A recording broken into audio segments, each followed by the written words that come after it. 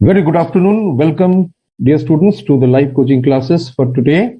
And in today's session, we are starting with the statistics portion of your curriculum. Now, the coverage for today, we are going to discuss the first chapter in statistics, that is chapter 13, and that is on data, introductions to statistics, data, and of course, the different ways in which we can represent the data. So that will be our area today, and the first coverage of this particular chapter is very, very important, because kindly note that statistics is an important part of your curriculum. So please go through the session carefully. And today we will be discussing about the foundation, the first and the foremost chapter of statistics, which is going to be on the presentation of data and how the data is depicted in different manner. So we go into the coverage for today, and I'm just sharing the coverage now. In today's session, first we will discuss what is statistics, number one, and then why statistics, what are the practical usage of statistics in the business scenario, in different applications of statistics in economics, business management, and so on. And thereafter, we will go back to the history of statistics, how it was started, and what statistics, it is derived from which word. So we need to have a basic idea about the historical background of statistics. And then the applications. Then we will understand what is data and how to present data. Then the concept of frequency, we shall be understanding the conception of frequency and the different ways in which diagrams can be presented. Now, many of you may have heard about bar chart and histogram, pie chart, Ogive, and so on. So we will understand the different ways in which data, mathematical data, statistical data can be presented through meaningful diagrams. And at the end, we shall be having some questions from exercise 13. So this is the first session on statistics, and therefore please try to get the idea about what statistics is all about, because after this session, in the upcoming sessions, we shall be going into the technical areas, including the central tendency and thereafter dispersion. So with that, we start with the first session, the discussion on what is statistics. Now, please note that throughout our life in different spheres, data is everywhere. So we are dealing with, say, for a company, production data, then sales data, profitability.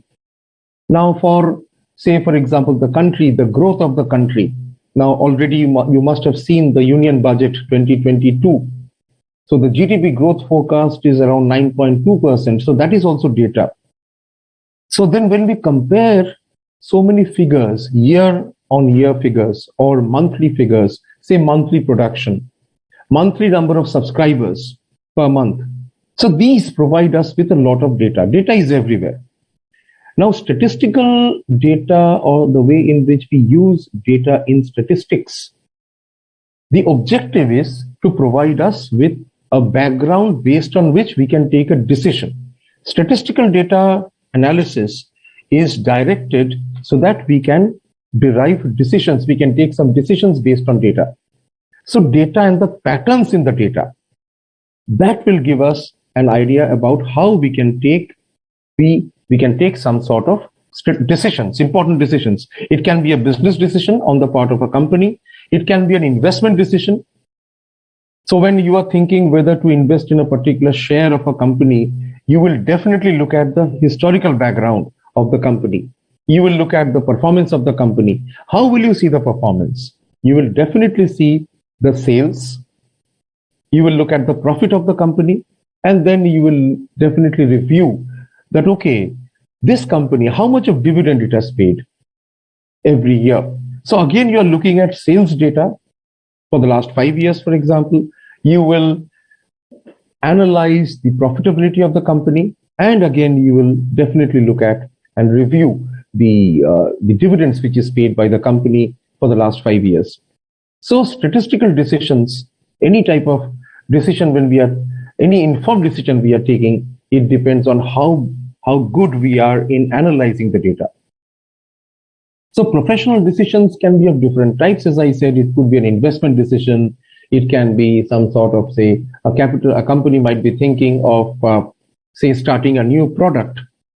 They might be thinking of starting a business in a new country, a new geography. So everywhere, behind every managerial decision, there is data analysis. So they have to analyze the data. They have to segregate the data. They will perform some mathematical functions. And from there, they will try to understand the trend, which will give them the idea of when to take a decision and how to take the decision. Many of you might have heard about data science. It's also known as big data, data analytics.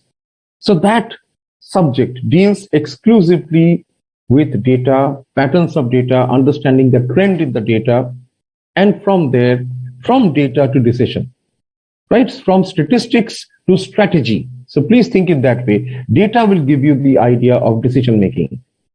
Now, if I say, for example, that I'm thinking, okay, there are 3 professional courses, course A, B, and C. Say, for example, course A, if I just put it in this way in the whiteboard, you'll understand. Say I have 3 courses, A, B, and C. They are all professional courses. And I find that in 2020, 2021, and let me take one more year, 2019. So this is a course A, B, and C. I am a student and I'm trying to specialize, or I'm trying to study a particular professional course. I find that the pass percentage, I am writing here the pass percentage for course A in 2019 was, say, it was around 15%. 2020 it was 17%. 2021 it was 16%. Course B, I find in 2019 the pass percentage was 8. 2020 it was 11, and 2021 it was 9. And in case of course number C, I find that for 2019 it had 13% pass rate, 2020 it had, say, 25% pass rate, and 2021, in the last year, say the pass percentage was 10.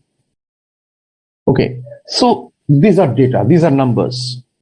Now, can I get some idea about which course I should be doing out of courses A, B, and C?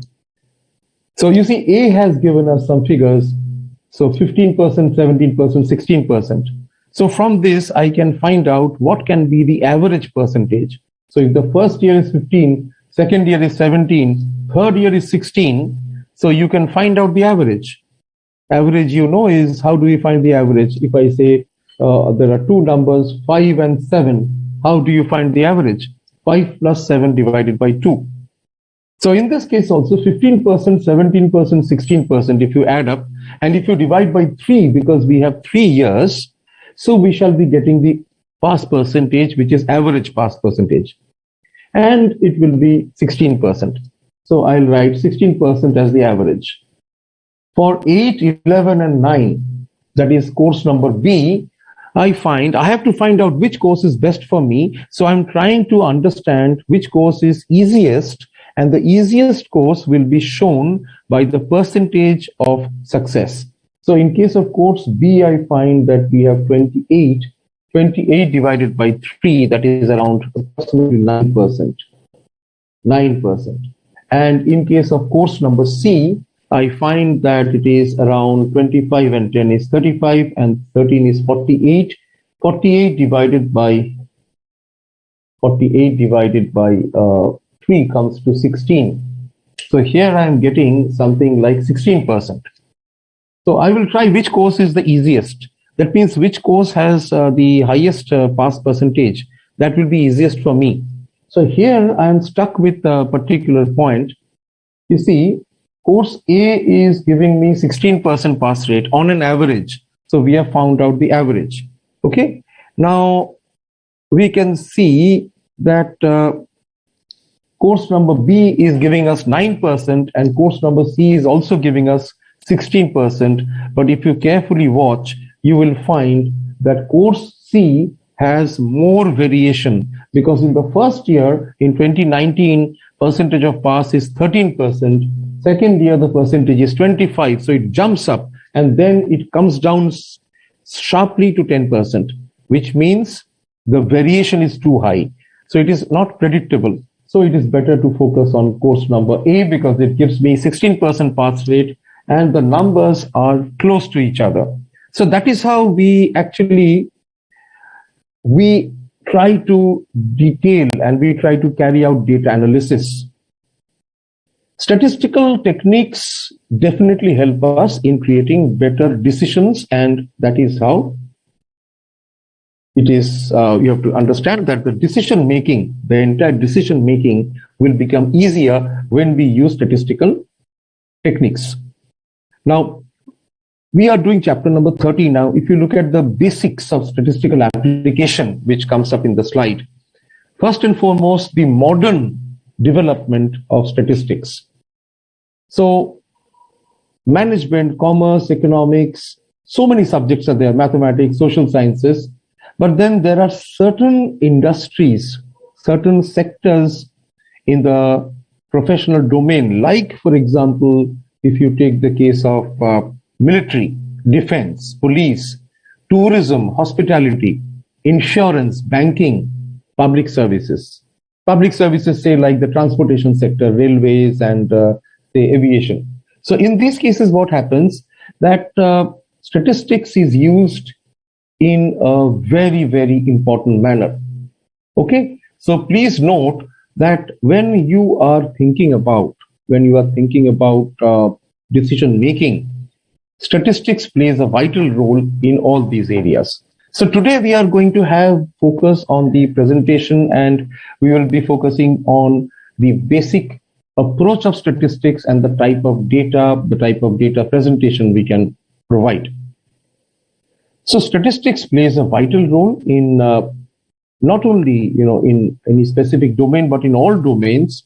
They analyze the data by applying various statistical techniques. For example, just now I was trying to find out the average percentage of success depending on the data available for 3 years, 2019, 2020, and 2021. So I was trying to find out the average, the mean, and average is something which you all know. So therefore, this helps us in finding out the representative data. So in a class of 40 people, sometimes it is not possible to understand individual scores. It's not possible to analyze individual scores. But if we know all the scores of those 40 people and we find out the average score, from the average score, we can understand the overall condition of the class, the overall condition of that particular, of the number of participants in the class. So instead of handling 40 individual marks of all the 40 students, if we look at the average score becomes a representative, and it gives us an idea about which class is better than the other. Say, for example, there are 3 classes, 3 sections in a particular class. Say class 10, there are 3 sections, A, B, and C. Now, each class has 50 students. So getting to accumulate and getting to write all the 50 scores, 50 marks of each of the students of class 1, class A, B, and C, section A, B, and C is difficult. But then if we know the average score of the students of class section A, section B, and section C, then we can compare. For example, if it is like this, that the average score of the 50 students in class A, say it is something like, say, just to give an example, say something like, if you look at the percentage of success in a particular class, then you can understand how it is going to affect.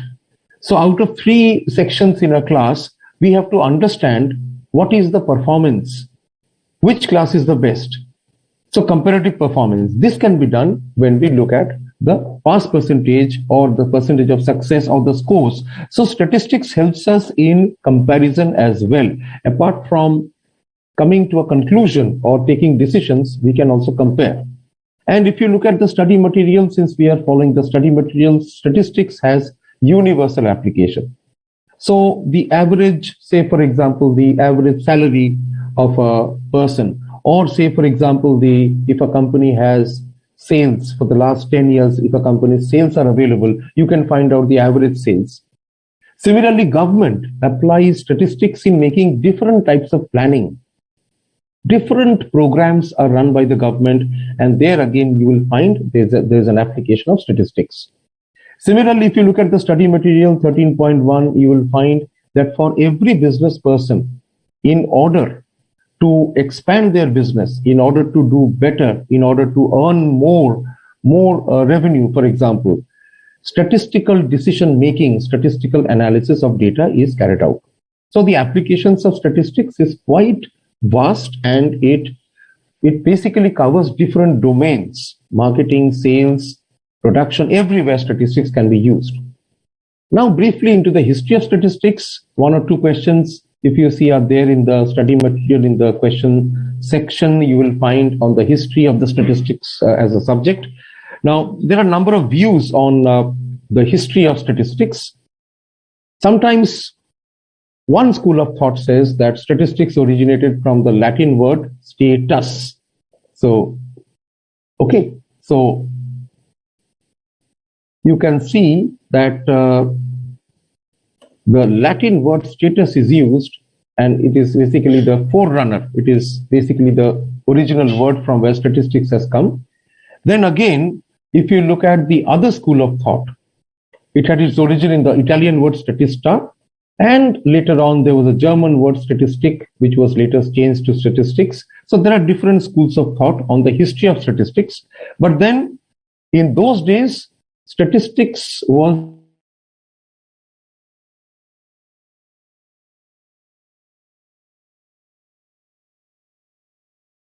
used to collect and maintain the data. So in that way, statistics in the original form, when it was introduced for the first time years and years ago, then the idea was that statistics was used more by the government for the welfare of the people belonging to the state. And looking at the study material, you will find that Arthashastra was basically the famous book which was written during the Chandragupta's reign in the 4th century BC. Okay, so this is about the history. Again, the reference has been made during the reign of Akbar. So this is about the brief background. Now looking at the basic statistics definition. Well, this chapter it has theory, it has some practicals, and therefore some questions in the exam can be expected even from the theory part. For example, we will understand after some time how do we prepare a statistical table and graph. So let us first look at the definition. Statistics, therefore, we can say is the science. It is a science of collecting the data, presenting the data in a meaningful form so that people can understand from the data. Statistics involves analysis and interpretation of the data.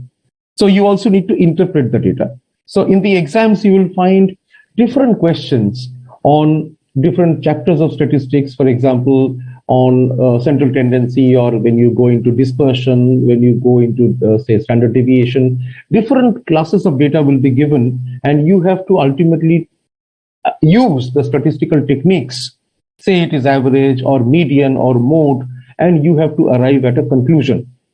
And therefore, ultimately, statistics is nothing but the collection of the data, doing analysis on that, and interpreting the data in a meaningful manner so that people can understand it.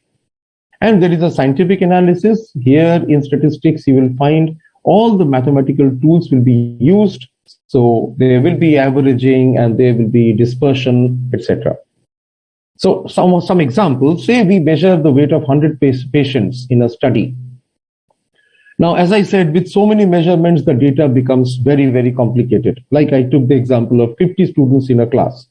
But then statistics can give us an instant picture when we find out the average or the mean, the average. So that gives us an idea by which we can understand the overall condition of the patients. So data summarization is one of the important objectives of statistics. Statisticians can analyze the data, and they can, of course, if necessary, they can provide us with a summary of the entire class of data. Now, The formal way in which we define statistics from the study material, it's a data qualitative as well as quantitative. So we shall observe the different types of data. We will learn about the different types of data. It can be qualitative as well as it can be quantitative. And we will look at the terms because some of these terms may also come in the exam. Okay. So now when statistics is used as a singular noun, it may be defined as the scientific method that is employed for collecting, analyzing, and presenting the data so that we are able to draw statistical inferences about some important characteristics. So please note, keep a note that statistics is also known as the science of counting or the science of averages. Because like in the last example in the whiteboard, I took the average pass percentage. So therefore it gives us the average condition, the mean condition, the overall representative condition. And that is why it is called science of averages. Please note this, science of averages. Now, some applications in the business world, which is there in the study material, we just have an idea about that. Finance, you will find index numbers. Yes, index numbers is there in the exam. Also, time series data can be used for in order to take important decisions in the world of finance. Marketing again has different types of testing. In HR and personnel also different tools are used. Operating management also different tools are used. So statistics has a broad concept in the business world. Some of the more applications of statistics, first of all, economics. In fact, you will find that economics and statistics are closely related. Statistics and economics are closely related. And there are a number of statistical tools which are used like index number, which is there later on in our curriculum. Then demand analysis. Plus, in recent years, there is a new branch called econometrics, which is economics and statistics combined. So that gives us more meaningful and quantitative picture of economics. Plus, regression analysis is a technique which is used in statistics as well. So these are the applications. Even in business management, please note that in business management also, there will be different techniques in which managers can take the right decision based on a combination of statistical techniques. Okay. So this is the first session today we are having. There's one question from Vishal, how many days for statistics? Well, statistics, you will find quite a number of sessions because you will have sessions on mean, median, and mode, that is central tendency. I think there are 2 sessions for that. Then there will be 2 more sessions on methods of dispersion, where we will learn about variance, standard deviation, mean deviation, quartile deviation, and so on. And there is another important topic, which is on probability, and some other topics will be there, and index numbers as well. So statistics, is around 40 marks in the exam, and definitely this is an important branch of our study. In commerce and industry, several companies, okay, there's one question Shiva has asked, qualitative data exists in statistics. Yes, there can be qualitative data as well. And there will be a specific way of representing that. And we will see that in the next few slides. So in this age of cutthroat competition, like modern managers, so everyone is using statistical procedures. Why? Because there will be data, as I said, sales in accounts, for example. A lot of statistical applications are there. Previous year sales, raw material, average raw material cost, wages and salaries, is an item of cost. Then all these techniques are used. Products of identical nature of other factories are collected, analyzed. And then there is measures of central tendency, which I was mentioning, like mean, median, and mode, correlation regression, index numbers. Now sampling. Sampling is a very good example. Now, when you are trying to create a sample out of a given number of, say, you are having, say, for example, 20 books, and I ask you that, can you give me 20 books are there, out of which there are, say, 5 books on accounts, 5 books on law, 5 books on mathematics, and say 5 books on, say, BCK, commercial knowledge. So if I ask you that, can you give me one book from each of those 4 subjects? So what you will do, you will give me one book each. So you are going to give me, say, 4 books. but then you are creating a sample. You are giving me a sample. Similarly, when we are writing the exam, any exam, we study so much. Say we are studying 100 pages. But from there, all the 100 pages will not come in the exam. Maybe the questions will come from maybe 20 pages. So here again, an exam is nothing but a sample from the entire population. So sampling technique is also used in statistics. Okay. There's one question from Sanket, how to calculate population. Population will be given to you. Population means the entire, like in set theory, you remember there was something called universal set. So the entire population will be known to you, from which you have to draw the sample. Acha, this question has come regarding, is syllogism out of the syllabus? Yes. Syllogism, I think you have not covered in mathematics. If you have not covered it, that means it is not there in the curriculum. You will be, you already completed, I think you had already completed logical reasoning. If you have not covered it, that means it is not there. Okay. So the statistical approach, you may get a multiple choice question in the exam on definition of statistics. So one has to have clear idea about the overall objective of statistics: collecting, organizing, presenting, and interpreting the data. And therefore it has a lot of business applications. It is very, very practical. Okay. Now there are some limitations of statistics also. For example, statistics deals with the aggregates. And number two, it is concerned with quantitative data. Now please note, there was a question little while back. I'll just see the question once again. The question came from Shiba Khan. Now Shiba has asked, qualitative data exists in statistics. Please note, yes, we can, if you see point number 2 in the slide, qualitative data can be converted to quantitative data by giving a numerical description. Okay, so say for example, someone has got, someone has got very good in exam, or the teacher has written excellent. Okay, so when we are just writing the word excellent or very good or good, maybe the word good is written. Good is something which is qualitative. It gives me, it is like a data. Yes, I get to know. Data gives me information. So I get to know that, yes, I have done well. The teacher has written good in the answer script. But one of my friend has got very good. This is also subjective. This is also qualitative. Another person has got excellent. Okay. So how do I convert this qualitative data into quantitative data? So what I will do is, I will link all these qualitative data with a numerical description. So instead of excellent, I will think that excellent means, say, 9 out of 10. So I will write 9 out of 10. 9. Very good, maybe it is 8 out of 10. And good is 7 out of 10.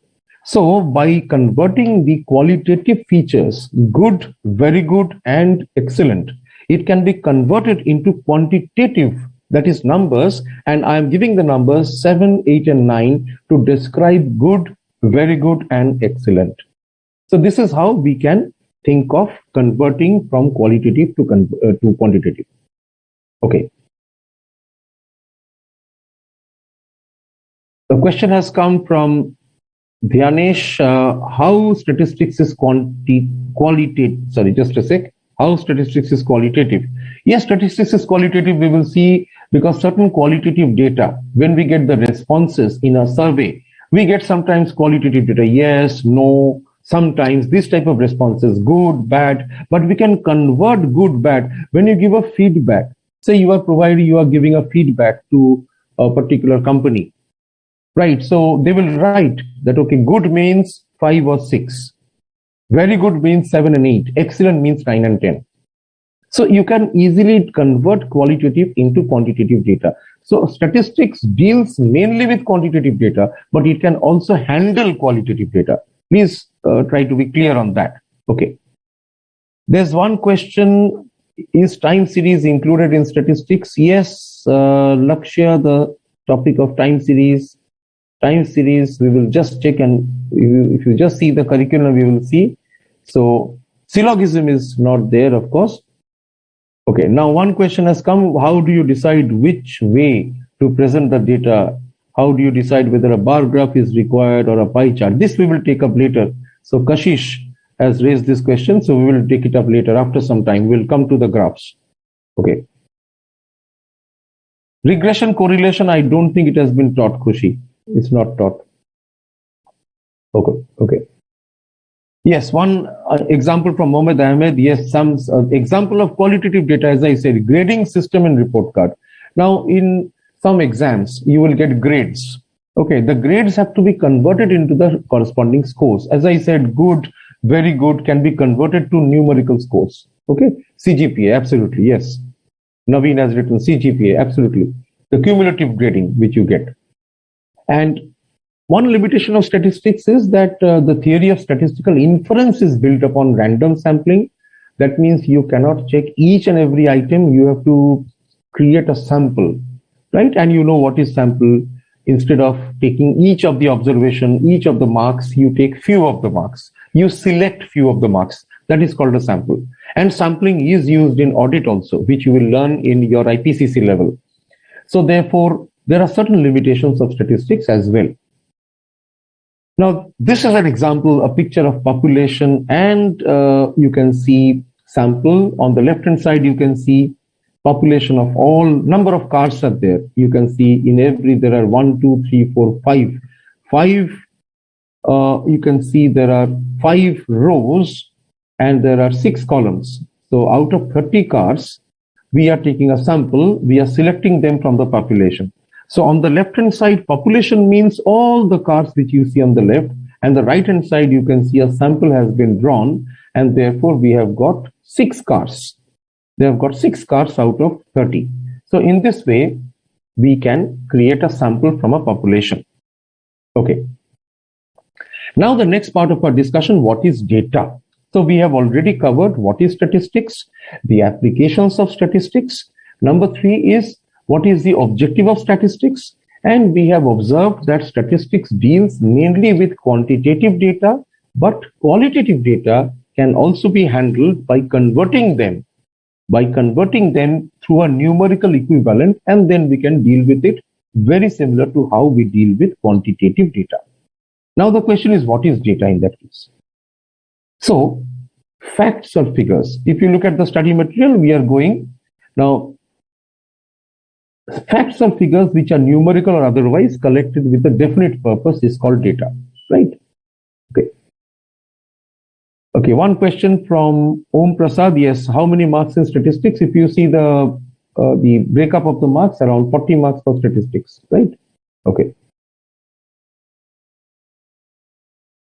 Yeah, Shivam, today's class is full of theory because it's the first chapter of statistics and you get questions on statistics as well.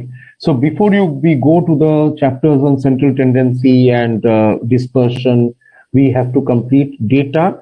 3 parts to it. First part is statistics introduction. Second part is data. And third part is data representation. So let us look at the data as well. Sir, good afternoon, sir. Yes, sir. Yes, sir. This topic and as measures of dispersion and central tendency, the total 15 marks is to be allotted for the out of 40. They should concentrate on this topic. Okay. Students can easily get good marks in this, especially these 2 units. You may kindly note this. Okay, so that means you are saying out of 40 marks? It is up to 15 marks. Yeah. So 50%, 15 marks. Yes. So 15 out of 40 can be expected. Okay. Yes. Okay. This is a very simple and important topic for the students also. Yes. Maybe some questions are theory also that they should understand all the rest of the things are based on the simple study material only. They should refer the study material. Right, sir. I will tell you. Fine, sir. Thank you, sir. Okay. So please note, dear students, that this chapter, like many of you were asking about the number of marks which will be allotted. Now, please note that out of the 40 marks which are there, these 3 chapters, that is chapter 13, basically, which is on which we are doing on data, on statistics, data representation, different type of charts, bar diagrams. This is one chapter. Second, we will discuss about measures of central tendency, and then there will be measures of dispersion. All these 3 chapters together, very, very important, because you can expect around 15 marks out of 40, which will be coming from these 3 chapters. So I will request everyone to please give full attention to these 3 chapters and make sure that your foundation is strong enough, and this will give you, this is a scoring part. Please note, yes, theory questions can be expected also, and this is the scoring part. So kindly focus your attention on these 3 chapters specifically so that you can get almost 15 out of 40 marks. And dispersion and the next chapter on central tendency, the moment you understand this chapter, data, statistics, table, the other chapters will become easy. So almost 15 marks out of 40 marks will be expected so far as the exam is concerned, and therefore you must follow carefully and understand each and every point. And please follow the institute study material, as we do that in the online sessions also. Please carefully follow the institute study material. We are also following the study material and the different sections which are there. Okay. Right. Yeah, Dhyanansh will go into that. Variable and variable, discrete, continuous, variable will go. First, let us go step by step into data. So every day we come across a lot of information. So data means, some examples are like profits of a company is a data. Numerical facts and figures. So facts or figures which are numerical.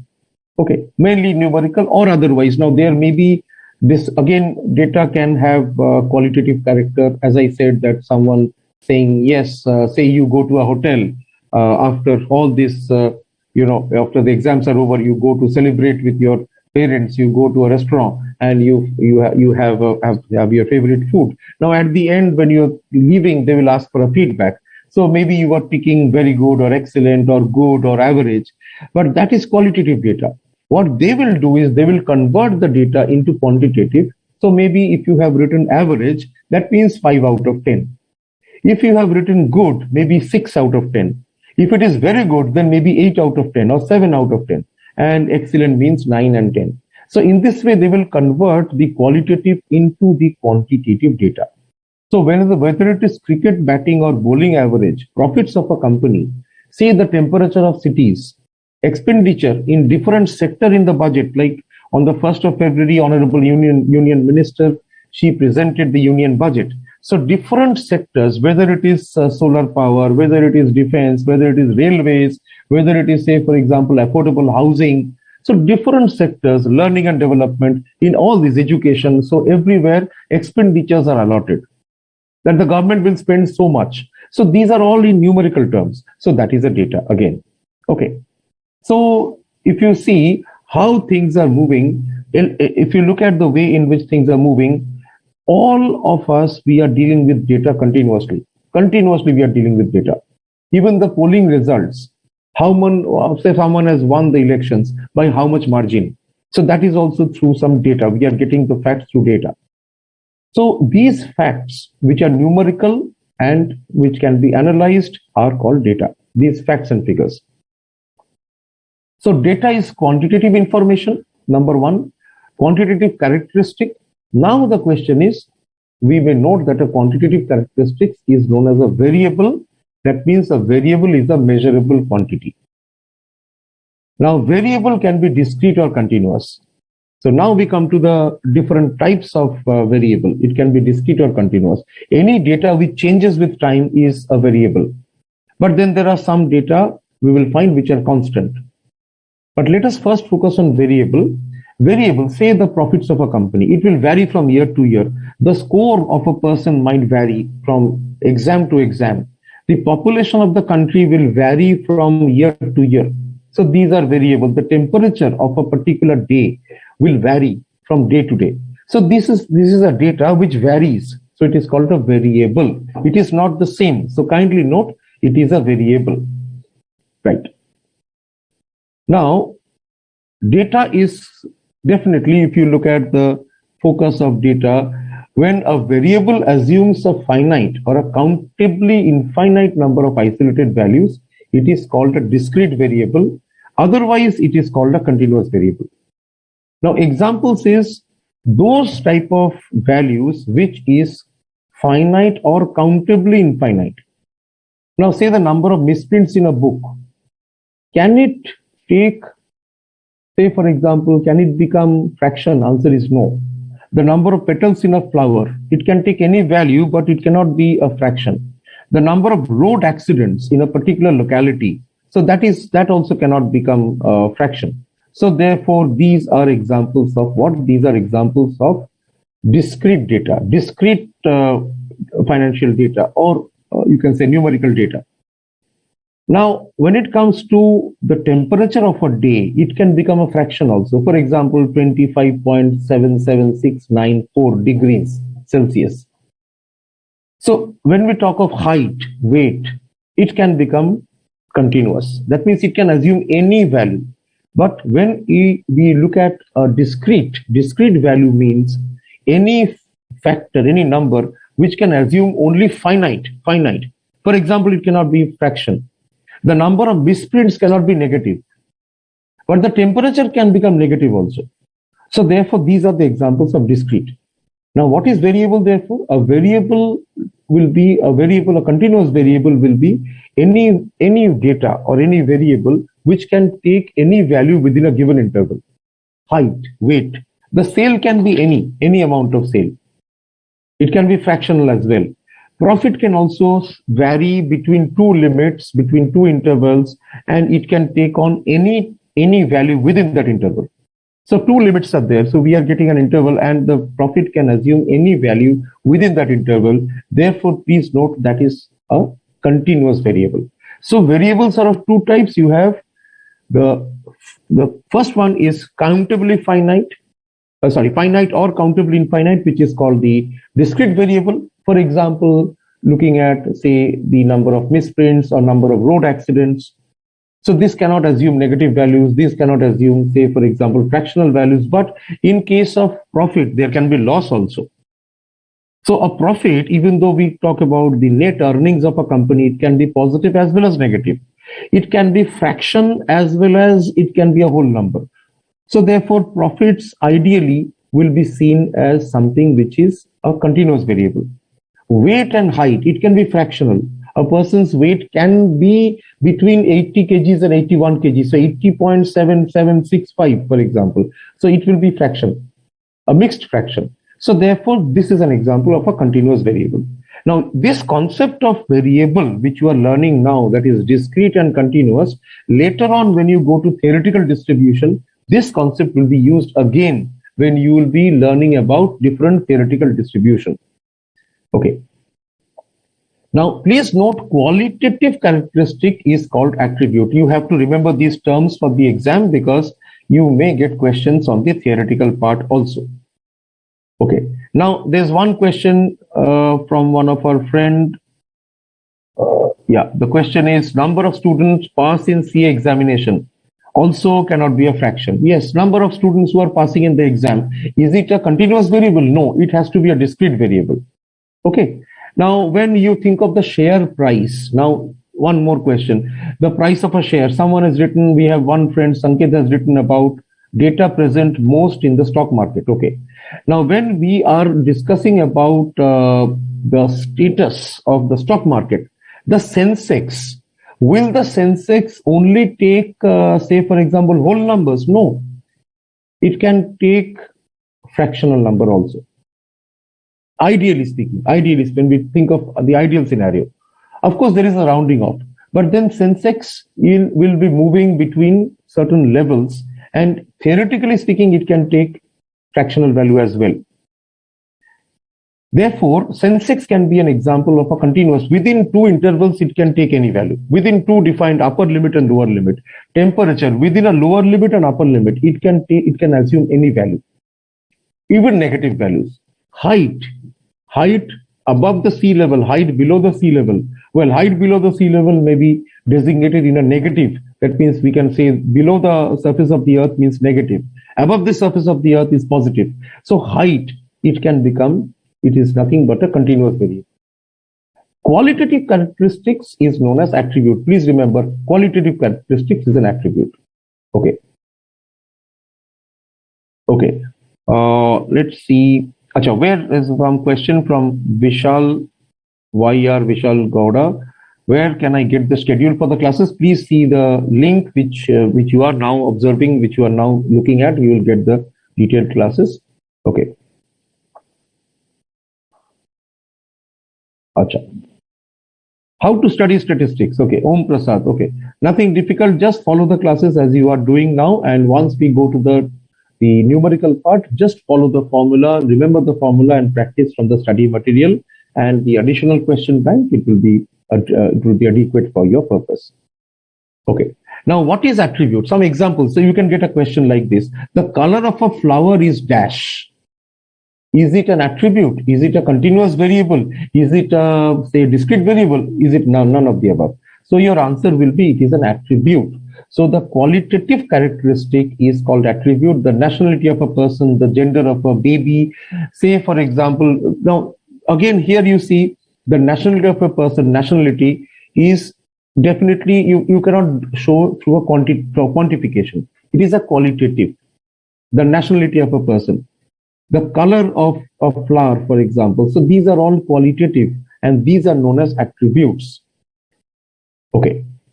So the types of variables we have seen, it can be qualitative as well as quantitative. In the quantitative type, you can see it can be discrete or continuous. Example of discrete, say two more examples. Say children in a family, number of children in a family. It cannot be fraction. It cannot be negative. It can be zero, but it cannot be negative. So children in a family is discrete. It can occupy only specific values. It's a variable. From family to family, the number of children will vary. So it's a variable, but it can occupy only whole numbers. On the other hand, amount of income tax paid, the amount of income tax which you are paying on your income. So that can be fractional. Similarly, the weight of a student can be fractional. So these are continuous variables and therefore it's quantitative, of course. Qualitative variables, you can see gender. Further examples I'm sharing. Gender, marital status, married or unmarried, for example. The brand of your PC, of your computer, brand of your laptop, the hair color. These are all examples of qualitative characteristics. And please remember, qualitative characteristics means it is an attribute. Okay. One more question from Muhammad Ali. One point. Yes, sir, when we are on the train, we saw different fraction on the pole. Yes, you can see different fraction on the pole. So the distance is measured between, say, distance between two stations. Okay, or as a whole, if you look at the distance from your original starting point, it can assume any values. It can be fractional. Okay. Pushpa is asking what is Sensex. Sensex is the sensitive index in the stock market. Just type Sensex in internet, you will get the idea. You will find it is a direct application of something we will learn later in statistics, index numbers. Okay. Now statistical data. So qualitative data, quickly let us recap. Qualitative data means it is nothing but the data which falls into attributes. These are attributes like ethnic groups, hair color, etc. Quantitative will be the distance traveled, number of children, etc. Now we come to the primary and secondary data. So you should be clear with all these terms. Today, you please note, this chapter gives us new terms and concepts. You should be clear with this because you can get a good number of questions from these three chapters. And we are doing the first chapter today. So statistical data. So we have seen variable. We have looked at the two types of variable. It can be either a discrete variable or a continuous variable. We have also understood that statistics deals mostly with quantitative data, but even qualitative characteristics can be converted to quantitative characteristics through a numerical equivalent. For example, I said the feedback.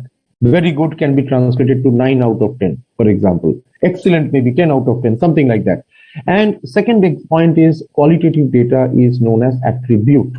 So the ethnic, say the nationality of a gentleman or a lady, or say the color of the number of, say, the petal, the flower, color of a flower, this can be something which is called, it is nothing but an attribute.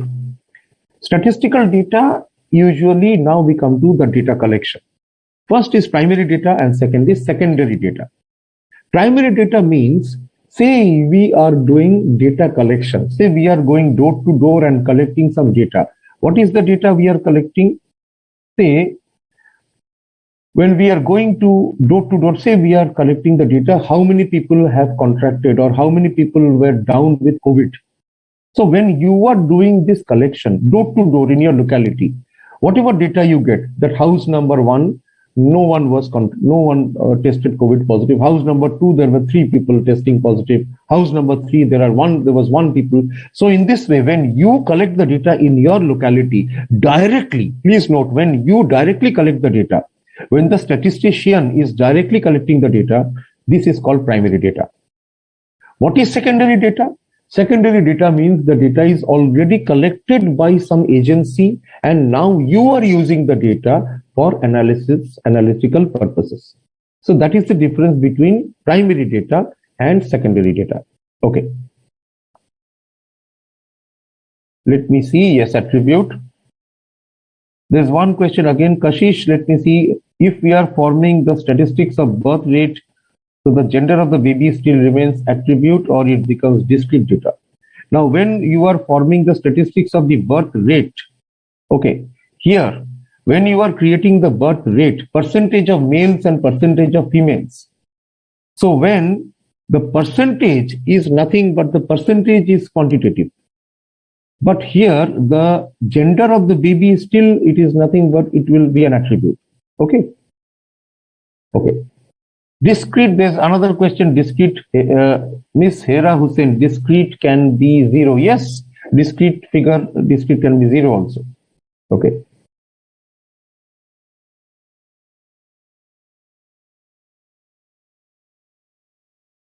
In statistics, Samir Singh has written in earlier classes, we have read that there are 3 types of variables, here only 2. In statistics, we will deal only with 2 variables, discrete and continuous. Similarly, when you go later into theoretical distributions, you will find there are only these 2, continuous and discrete.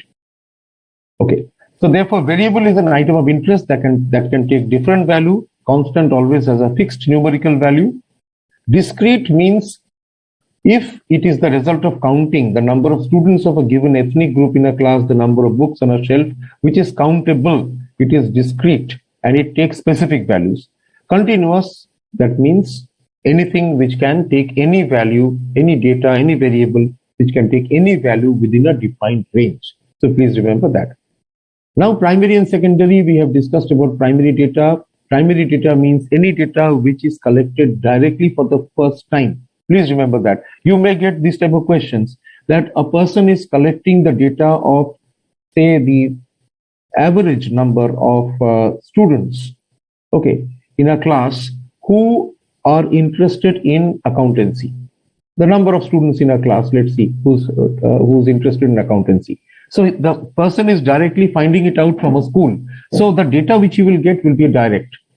He is doing it for the first time. So this will be primary data. Whereas the data which is already collected, say the data is available on the internet, the data is available in a book, the data is available in a report, and you are using the data for analysis. That means the data is already there. That is a secondary data.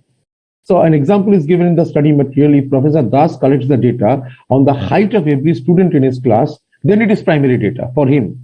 However, if Professor Bhargava uses that data, which was collected by Professor Das, for finding the average height of the students belonging to that class, then this data will become secondary for Professor Bhargava. Because the data is, he is not the first to collect the data. The data is actually collected by another person earlier. So that becomes the primary data for him. And here it is secondary data for Professor Bhargava.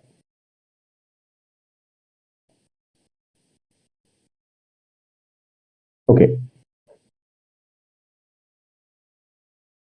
Kashish, please try to understand that the birth, whether someone is gender is male or female, that data is absolutely an attribute. It cannot become, you cannot show it through numbers. Okay, but the birth rate, when you are calculating the birth rate, that okay, I would say, for example, out of 100 births, say 45% or 45 out of 100 is male, and 45 out, say 55 out of 100 is female. So in that case, this ratio 0.45, this is a variable. It is linked with the attribute. It is linked 45% for what? 45% for male child, 55% for female child. Okay, so I hope you are clear now.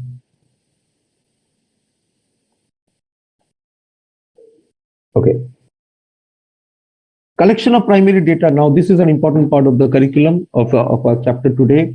Collection of primary data. Now, how do you collect primary data? Questions can come. So please never think that mathematics and statistics is only numbers and only problems can come. Never ever have that misconception. Please note some chapters have a lot of theory. In fact, you may get questions on theory. If you look at the question paper, you will find that there are questions on theory. And if you look at the chapter end questions, the MCQ of this particular chapter on data and introduction to statistics, you will find several questions on theory. So please be ready to go through the theory part always, and please don't only look for solving problems. Okay, to understand is the first thing. Solving problems, you will be able to solve problems once you know the theory. Even mean, median, and mode, you need to remember and understand the theory. There will be theory there, plus you will have to understand and memorize the formula which are used. Okay, now collection of primary data, we will have 4 methods. Number of methods are there.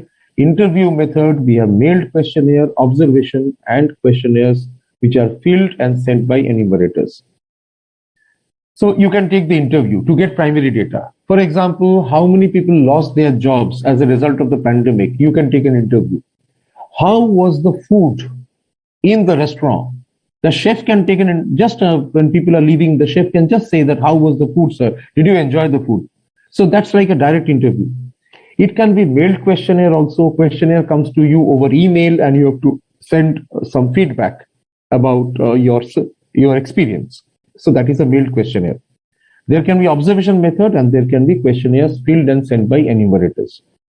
Interview again is of 2 types. It can be a personal interview, it can be indirect interview, and it can be a telephonic interview. Okay, so different types of interviews are there. You need to just remember all these points. Now we come to sources of secondary data. So many sources are there to get secondary data. One of it is from the international agencies like the World Health Organization, International Labour Organization, International Monetary Fund, and World Bank. So you will be able to get secondary data if you go to the websites of all these international agencies. For example, the whole economic scenario of the world, country-wise, you will get. The health data you will get from the World Health Organization scenario website. International Monetary Fund, you will understand about the fiscal condition, the economic scenario of every country. And also World Bank will give you a lot of data in their website. Similarly, there can be government sources like Ministry of Food and Agriculture and different statistical agency. So they are also collecting, you can see they are also the sources of secondary data. They do the primary data collection, but their data becomes secondary for us when we use that data. Okay. Similarly, there can be private and quasi-government organizations which can provide the source of secondary data. So you can get a question. Unpublished sources of research institute is what type of data? Is it an attribute? Is it a secondary data? Is it a primary data? Or none of the above? So you have to understand it is a type of a secondary data. This particular data generated from the researchers and research institutes, ultimately for the users, it becomes secondary data. Okay. So here you can see the types of data. Quantitative data, there will be discrete or continuous, the number of students in a class, discrete, number of workers in a company, discrete, number of home runs in a basketball game, the runs which say the runs made in a game of cricket or a basketball, well, it will be discrete. Continuous data, the height, the speed of cars can be continuous, speed, say velocity, for example, height, weight, temperature, pressure, these are all continuous data. Similarly, gender, these are called, basically you can see nominal data, but it ultimately falls under qualitative data. So data can be qualitative. Please never think that data is only quantitative. This question has come, that's why I'm emphasizing this point many times. Please focus on the presentation. You will find qualitative data. Absolutely. Qualitative data can also be there. Okay.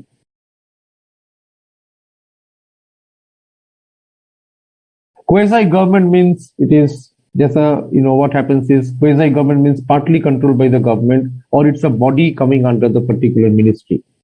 Okay. Yes. Yes, Shiva has talked about feedback in hospitals. Absolutely. Yes. One example has come. How many students pass in CA exam? It is primary data for ICAI. Absolutely. ICAI, recently the results have come out, all of you know.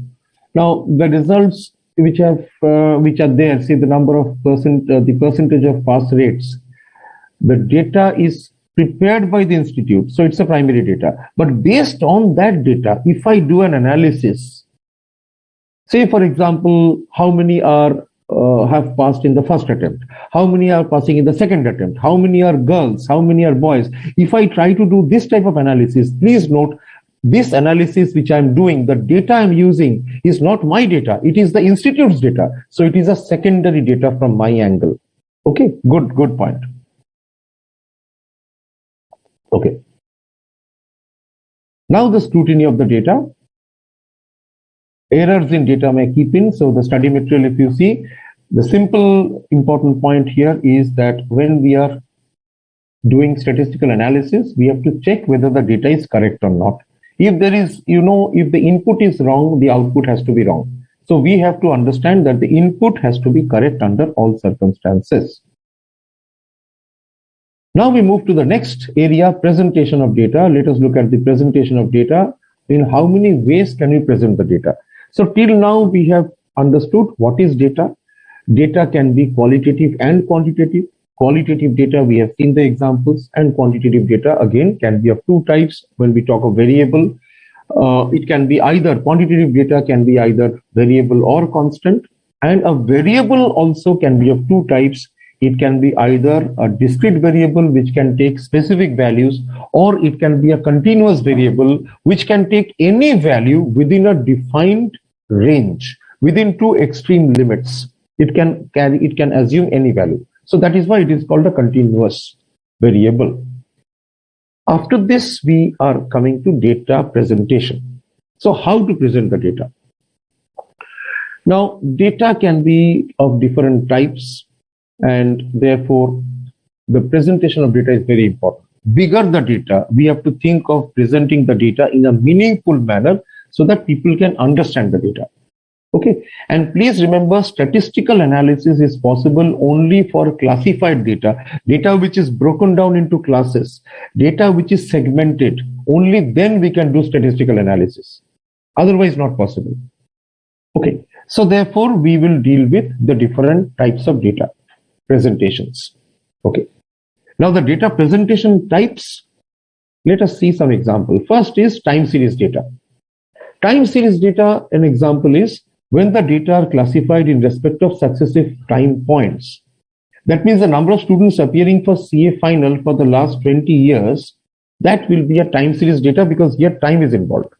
The production of a factory, say per month, what is the number of units the factory is manufacturing in 2000, from 2000 to 2021 till the last year, are examples of time series data. So please see the different categories of data. What is geographical data? When we are arranging the students appearing in CA final in according to the states. So who are appearing from say particular state, say maybe say Odisha, say it is from say Chhattisgarh. How many students are appearing from Karnataka? How many are appearing from say Tamil Nadu? So just to give few names. So this will give us a geographical data.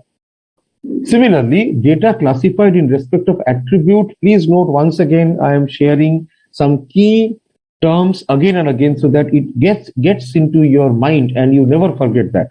So qualitative data, you can see, is called attribute. Once again, examples are gender, eating habits, nationality will be qualitative data.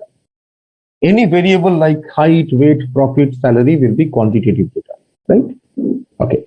So geographical data we have understood, time series data we have reviewed, and qualitative and quantitative we know. Quantitative data can be a variable or constant. Variable will be either discrete variable or it can be a continuous variable. So please remember these important points. Now the mode of presentation of the data. How do we present the data meaningfully? That is most important. Okay. Now there is one question from Priyanka Jha. Sir, if ICAI is using its own data, then what will be it? It will be primary data because the data they have prepared. If you have prepared the data, you have taken the data yourself, you have calculated the data yourself, and please remember, when you later on, when you present data in course of your CA journey during your articleship, for example, you will be doing a lot of data handling. So when you are presenting the data which you have got it yourself, you have collected yourself, then that data is primary data. And you have to write the source of data. You can write collected by myself, collected by my firm, collected by my company. So it is primary data. But the moment you are depending on a data which is already there, it is already collected by another third party. Okay, in that case, it becomes secondary data for you. So I hope, Priyanka, yes, you have correctly understood. And then again, one point from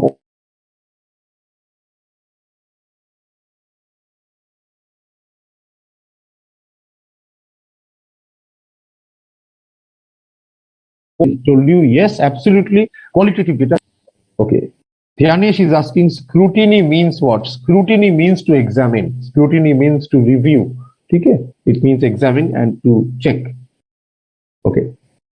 Now let us look at the way.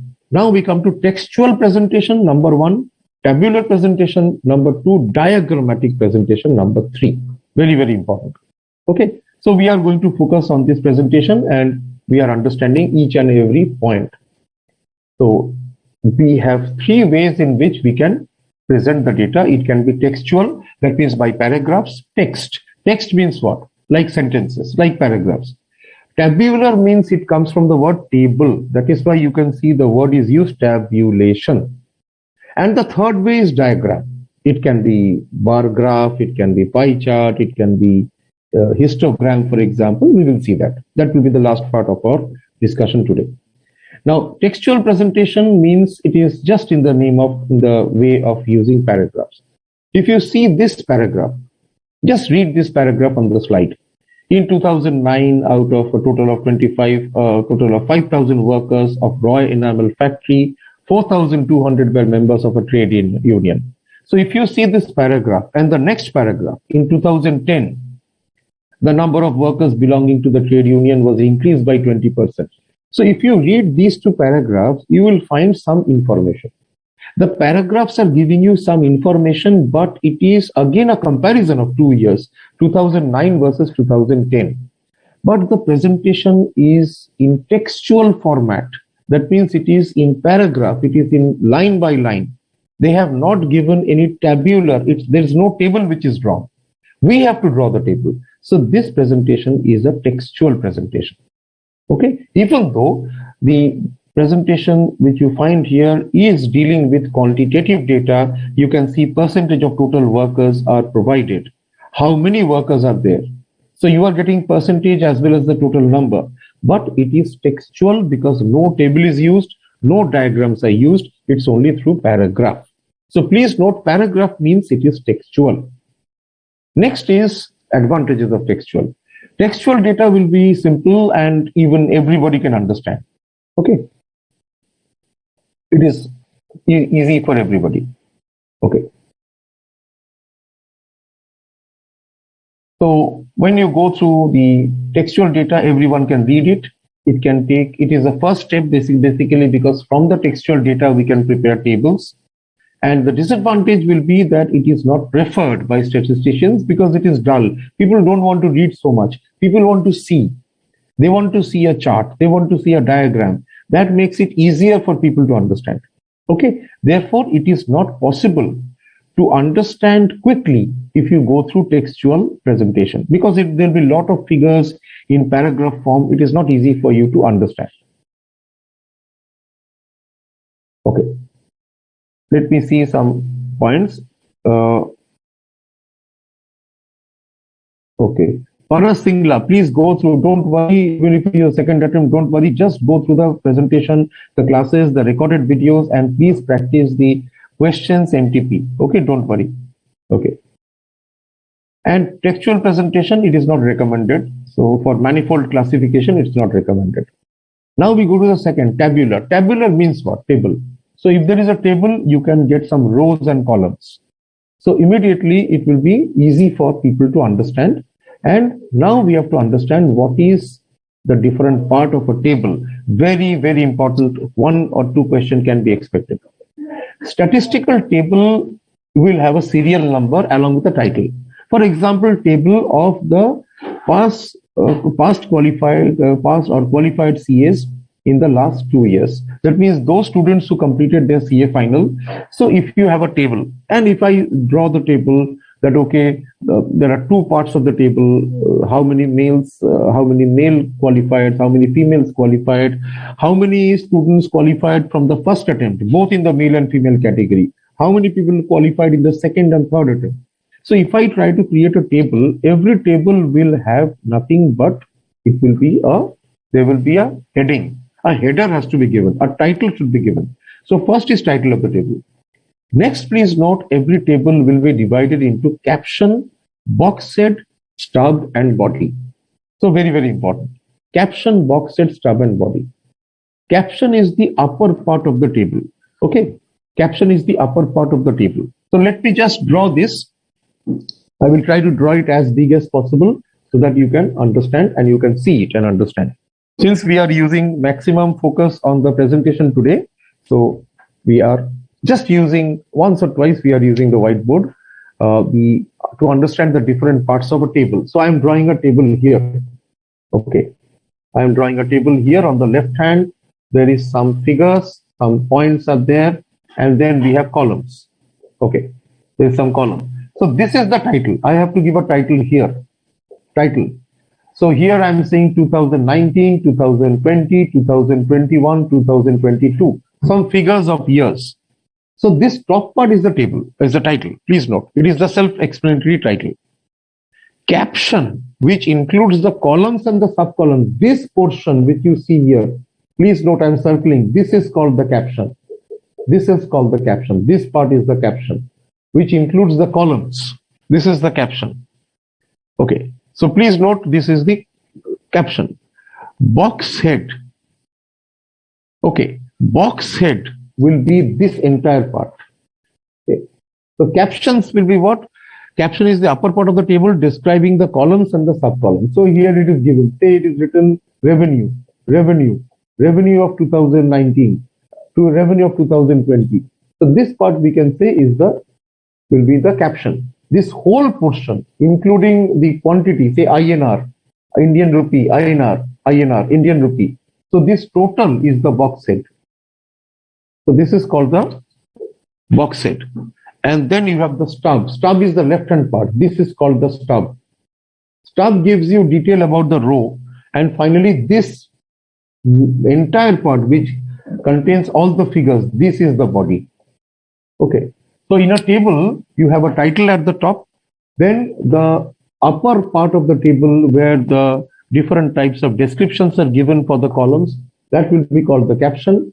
The entire part of the upper part, which includes the currency or the unit, along with the details of the columns and the sub-column, that is called, that you can see is the box head. The left-hand side of the table usually is called the stub, and the body will be the main data which we are using. Okay, so this is again very important, and please remember this particular parts, different parts of the table. Stub is the left-hand part of the table, as I said, and the body is the main part that covers all the numerical figures. So here again you can see title, number 1 title, number 2 is the caption, number 3 is the box head, number 4 is the stub, number 5 is the body. So 5 parts you can see. Okay, so please remember title number 1, caption number 2, box head number 3, stub is number 4, and then you have the body of the table. And the table definitely must be well represented so that we can use it for our analysis portion. Right? Fine. Benefits, a tabulation method is it better than textual presentation? Answer is yes, definitely. We can find that the tabular method is better than the textual presentation. It gives more data. We can understand the data.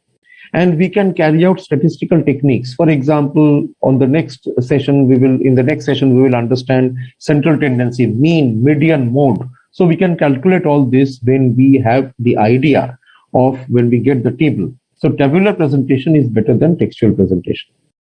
And it is a must for diagrammatic presentation. Unless we have a table, we cannot create a diagram. Okay. And without tabulation, statistical analysis is not possible. So table is better than, definitely tabular presentation is better than textual presentation. And tabular presentation helps us ultimately to create well balanced and well prepared. We can create well prepared, say for example, diagrams like bar diagrams or like pie chart. Now the last part, diagrammatic presentation of the data. So we have covered the textual, we have covered tabular, and I have also explained the different parts of a table, the 5 different parts of a table. So this chapter is important specifically because it's conceptual. See, every chapter will not have formula, you just remember the formula and practice mechanically. It's not that. Some chapters have a lot of understanding, lot of theory, lot of concepts. This chapter being the first chapter of our statistical part is having a lot of theory, and theory means it has concepts, it has terms, number of terms, and you cannot guess the terms unless you know that. Say for example, if the term comes stub is what? Stub is option number 1. Is it a type of constant? Is it a type of variable? Is it a part of a table?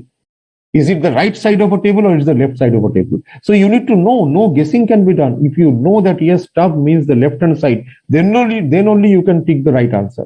Otherwise, your answers will be guesswork and it will go wrong. So theory means you have to remember that and you have to practice so that you don't forget these important points. Okay, we will take some theory questions at the end. Pushpa, yes. Diagrammatic presentation, charts and pictures. This is a large chapter, so we are not taking any break. This is quite a lengthy chapter, so we have to carry on.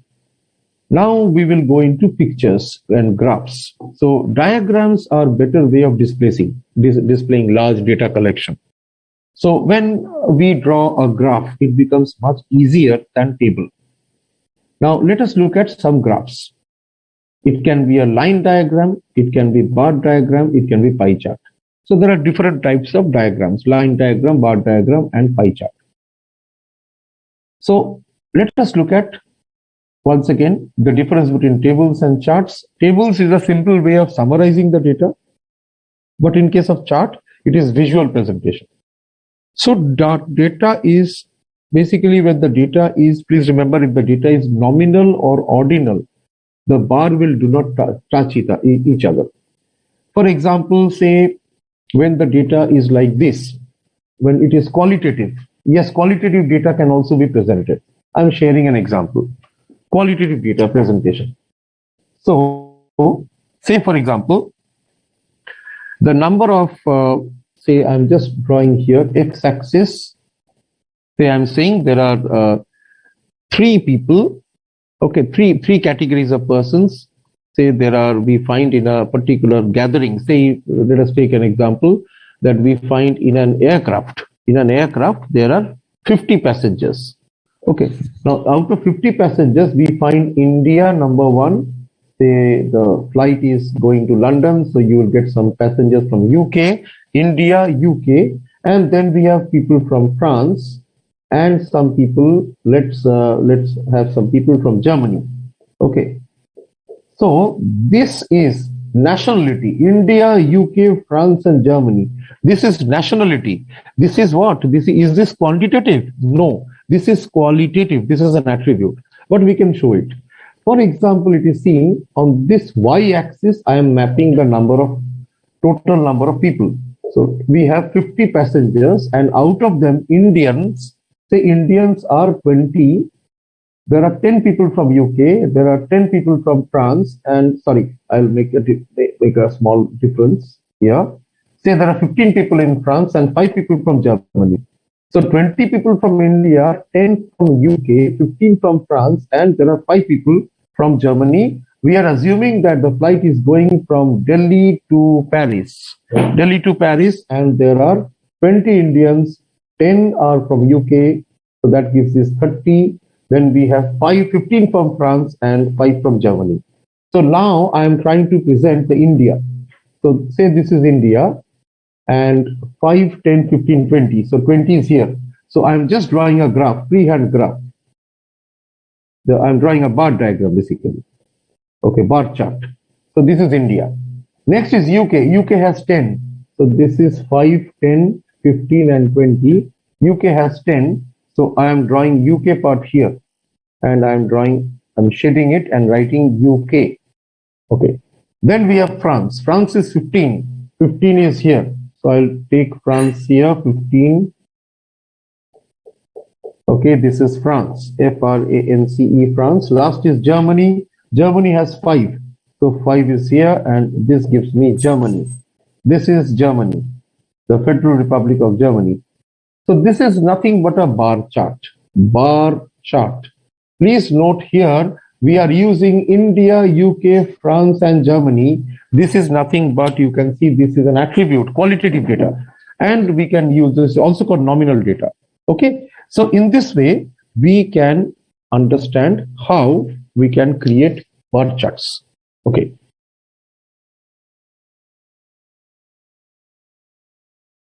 Now we go to the next one, which is histogram, and we will see histogram, how histogram is drawn, and we will see some examples. So bar chart, you can see when the data, like I took the example here, India, UK, France, and Germany. Please note they are not joining each other. They are not touching each other because there are 4 separate countries here. They are 4 separate countries. No need to join. They are not part of a continuous. They are not part of the same distribution. So there are 4 categories of people, and you can see this is an example of a bar chart. So it's a bar chart we have drawn. 1 bar is used to represent the frequency for each category. For in this case, India, 20. So 20 is the frequency for India. Out of 50 passengers, 20 people are from India. UK, second bar, 10 people are there. So the frequency is 10.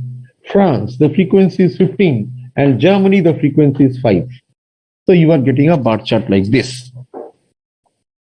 And you can go through the base is on the horizontal. You can see in the horizontal part, we have drawn the base, and the bars are separated. Please note the bars are separated. They are not joined with each other. So bar chart, I think, is easiest you can understand. Bar chart example, please see favorite colors of 32 people. 32 people, their favorite colors. Here also you can see the colors are red, green, blue, and yellow. They are nothing but attributes. Red, green, blue, and yellow, they are nothing but they are their attributes. They are not, it is not a quantitative data. But yes, the number of people, that is quantitative. Okay. Okay. There's one of our friend has written, can we have a quiz now to check our concept? Yes, we will have a MCQ at the end, but very difficult to have a quiz because, you know, there are so many people and who will answer first and who will not. There may be network problems for some. So very difficult to have a quiz like that virtually. But yes, we will go through MCQs. Yeah, this chapter has number of terms and concepts. That's why I request each of you to go through the chapter once again, go through the video once again, because we are dealing with number of new terms and concepts. The technical working out will start from the next chapter, which is on central tendency. There will be a lot of formula and theory also which you need to know. Achha. Now, bar diagram, we have covered bar diagram. One more example I am sharing. 2012 production is given. Okay, so wheat and rice, both are given for 2012, 2013, 2014, 2015. You can see both ultimately you can see for both the type of crops, the data is given. How to show it in a diagram? The production of wheat and rice are given below. Represent this information using suitable diagram. So this is only for your concept, because this type of question cannot come simply because you have multiple choice questions and 1 mark question. So this is only for your understanding. So please see that how we can draw. We can represent this information by drawing you can see rice and wheat 2012 to 2015. So the white portion signifies the rice and the colored portion signifies the wheat. you can see that in this way we can draw the, just a sec, we can draw the performance, that is production of wheat and rice from 2012 till 2015, right? So this is the picture where we can see the rice and the wheat both are shown. So this is the way to represent this type of data using bar chart. So it's a multiple bar chart. Why multiple bar chart? Because for same year, there are two types of crops, both rice and wheat, which are shown. So it is a multiple, we can call it a multiple bar chart. This, what I drew here is a single bar chart, because for every country, only one single. Okay, so for India, 1 bar, for UK, 1 bar, France, 1 bar, Germany, 1 bar. So it is a single bar. But otherwise, for the slide which you see, it is a multiple bar chart. Now we go to histogram. Histogram is a graphical display. In a histogram, what happens? Each bar groups numbers into ranges. So now they are joined. Okay. So taller bar will show more data, and shorter bar means they have less frequency. Okay. So it is when we join all of them, it becomes a histogram. So that means the data is continuous here. You can see $800, $900, $1,000, $1,100, $1,200, and so on. It goes on, and you can see the bars. So they are joined together. So in case of histogram, the bars will be joined. Another example, income, executive income for a company. So $20,000 to $30,000. You can see frequency is given 5. $30,000 to $40,000. Frequency is between 15 and 20. $40,000 to $50,000. You can see in the slide 20 and above. 50 to 60,000, again you can see it is almost touching 30, and in this way. So this is an example of a histogram. Okay, only for your concept, because in the exam you may not get questions on drawing histograms. Okay, now histogram we have discovered, we already discussed. Now let us go into the last part, that is pie charts and diagrams. Okay. Time series, we have already understood that. One example in the study material, just sharing with you, showing histogram for the distribution of weights. 36 BBA students. Now, if you want to show their weights, automatically this type of diagram can be drawn, where number of students or the frequency is in the y-axis. You can see on the left-hand side on the y-axis, and the base gives you the weight. From 43.50 kgs to 73.50 kgs, the weight is shown, and therefore we can easily draw the bar diagrams. So this is an illustration, and there's one more called frequency polygon. Now frequency polygon means for a single frequency distribution or for a grouped frequency distribution, we can use this frequency polygon. Let us take this example. You can see the midpoint. Okay, 46, 51, 56, 61, and 71. You can see the points. Number of students also is given 3. That means number of students who have, say for example, 46 kg weight is number of students is 3. 51 kg it is 4. 56 kg it is 5, and so on. So if you just draw, if you see this slide, if you just draw, it will automatically, once you join these points, so 46.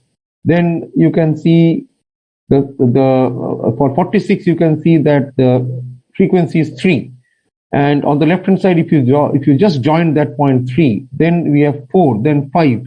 In this way, if you join, you get a frequency polygon. Again, this is just for your knowledge, because this type of question may not come in the exam, because there you will not get the opportunity of drawing the histogram or drawing any frequency polygon. Okay. There's one question, year-based. Pushpa is asking, year-based bar chart ho sakta hai? Yes, year-based bar chart can be drawn. Absolutely, it can be drawn. Okay, y-axis represents the frequency. Absolutely, Pushpa. Y-axis always represents the frequency. There is one question from Samir Singh. Can the difference between bar chart and histogram be asked in the exam? It may come through MCQ. So here you have to understand that in case of histogram, they are all joined, continuous data is shown, like here you can see, but in the case of bar chart, they are disjoint.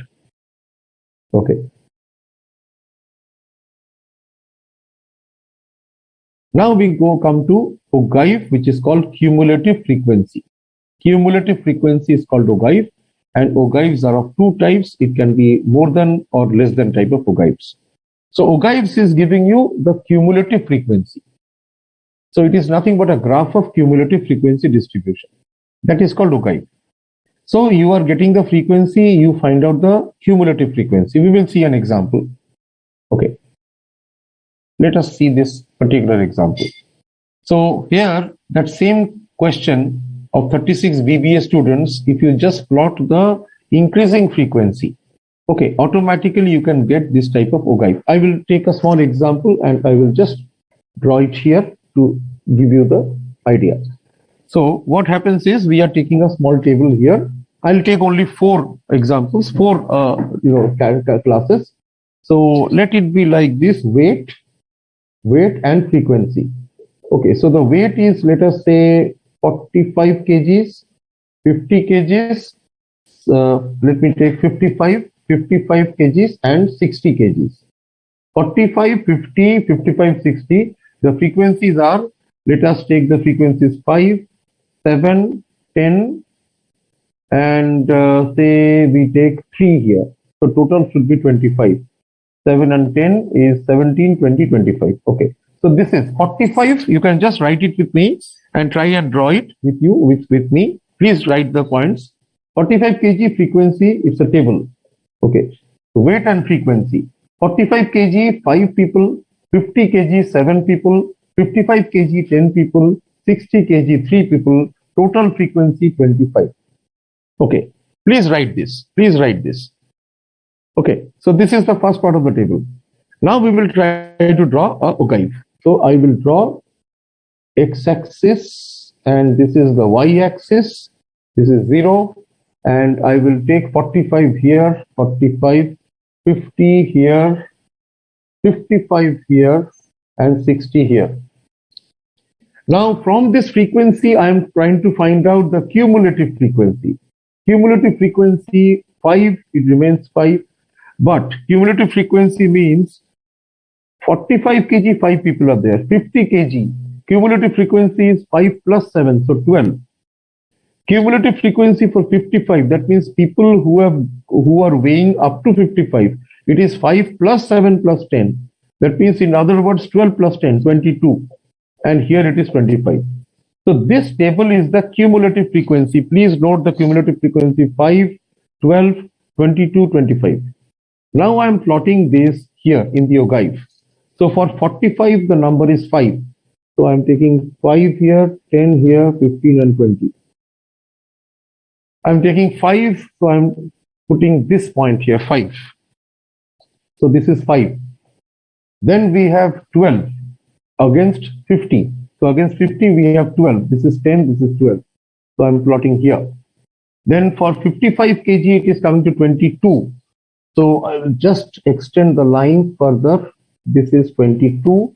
So for 55, it is 22, somewhere around here.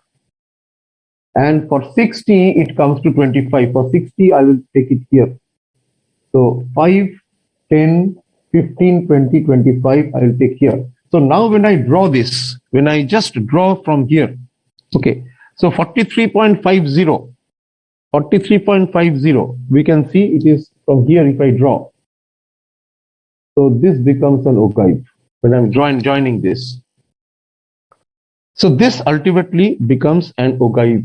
So it is nothing but we are drawing cumulative frequency here, and we can see this is an OGAIF. And it is less than type of OGAIF, less than, because in every case, how many people have got less than 55, maximum 55, less than equal to 22? How many have got below up to 50? It is 5 and 7, 12. So in this way, we can calculate OGAIF, we can draw an OGAIF. Okay. So this is an example, further example of OGAIFs. Okay.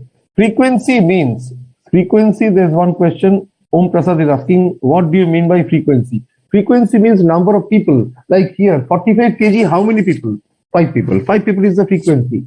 55 kg, how many people weigh 55 kg? 10 people. So 10 is the frequency. Okay. That is the frequency. Okay, pie chart. Pie chart is, as it's a circle pie chart, and it is useful when we are trying to show some relationships. Pie charts provide effective way of presenting ratio or interval scale data. And here is an example of pie chart. You can see expenditure of funds in a company. What percentage of the funds is going for wages? What percentage is going for raw materials? What percentage for shipping? What is the percentage used for overheads? And what is the amount going for miscellaneous items? You can see all of them in a pie chart.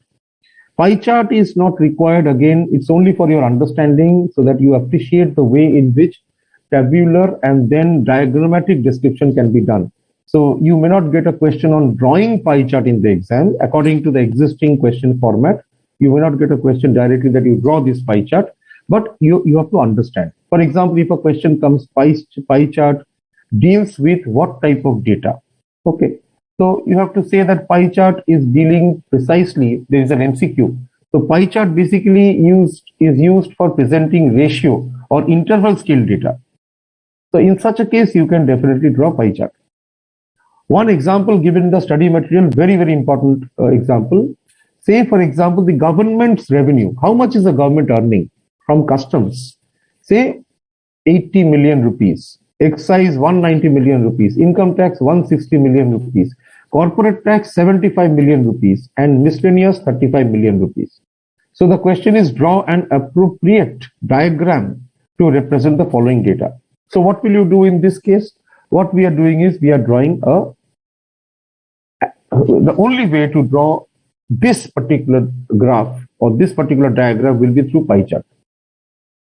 Now, divided bar chart can also be drawn, but we are using pie chart. Pie chart will be better for our understanding. So what we are doing is 80 is the customs. So total amount, if you add up 80 plus 190 plus 160 plus 75 and 35, you will get 540. So 80 by 40, 540 into 360 degree, because ultimately pie chart is a circle. Circle has 360 degree. So we can get 53 degree approximately, which will be the share of the customs part. Excise in this way, you will find 127%. Income tax, you will find is 107%, corporate tax 50%, and miscellaneous 23%. So if you look at the calculation, the way in which the calculation is done, in this particular slide, you can easily get the details and you can get the angle. Now you have to draw the angle in school. In your high school, you have learned how to draw angles, how to draw a circle and how to subtend the circle through angles. So the same thing is done here. Accordingly, excise, IT, customs, corporate tax and miscellaneous taxes all are shown in this pie chart. So pie chart shows the distribution of revenue, of cost, and the best way sometimes is for the pie chart is used as one of the best way of representing the data. Of course, here a divided bar chart can also be done, but pie chart will be easier to understand. Lastly, frequency distribution. So let us look at, we have already seen what is discrete variable, what is continuous variable, and now we look at frequency distribution. So here, let us see the frequency distribution, and frequency means the number of items which are there in that particular class. That is called frequency. Okay. How do we construct a frequency distribution? Again, for your understanding purposes. So you have to determine the number of classes, the size of each class, starting point for the first class. Please study this from the study material as well. And the use of tally marks. You may remember you have already practiced tally marks in your school, and frequency table can be drawn in this way. Absolute frequency will be shown by Ni, relative frequency by F, small f, and cumulative frequency is shown with a capital F. Let us look at now let us just see, we will look at the frequency polygon. This is a frequency polygon. Here you can see very similar to what we have drawn. We have looked at we have taken the frequency, and you can see for each item, the frequencies are mapped. For example, 15 it is 0, for 25 it is 5, for 35 it is 15. In this way, the frequency polygon is drawn. So frequency polygon is close-ended. it is connected to the x-axis on both the sides, and you can see that for every frequency, for every class income 45, you can get a frequency for 55, you can get a frequency in this way. All the points are joined together. After finding out the frequency, as you find in the y-axis, after plotting the frequency, once we join the lines, it becomes a frequency polygon. Achha. Lastly, we have the frequency table. Let me just, and the tally marks. Let us take this example. Frequency distribution. So you can see a table now, 31 to 35, 36 to 40, and so on. Number of students are given. Okay, number of students are given. Bhumika is asking, what is excise? Excise is the type of tax which the government, the government earns. And excise is basically levied on production. Now, large part of the excise is changed through GST. Okay. Now, frequency distribution, you can see the weights and the number of students. Weights are given on the left-hand side. On the right-hand side, you can see the number of students, 38 students are there, and the breakup is given. Now, here, the frequency distribution, what we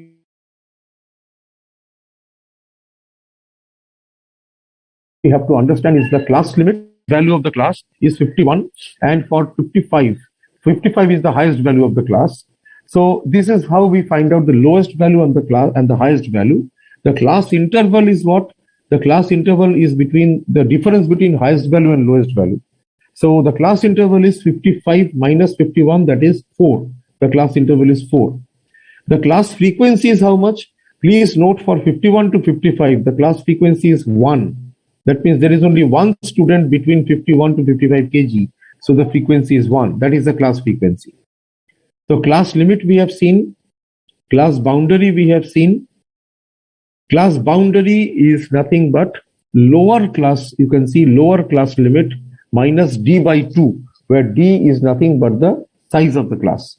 Upper class limit is the upper class boundary plus d by 2. Okay, so class boundary just go through. And D is the difference between the LCL of the next class interval and the UCL.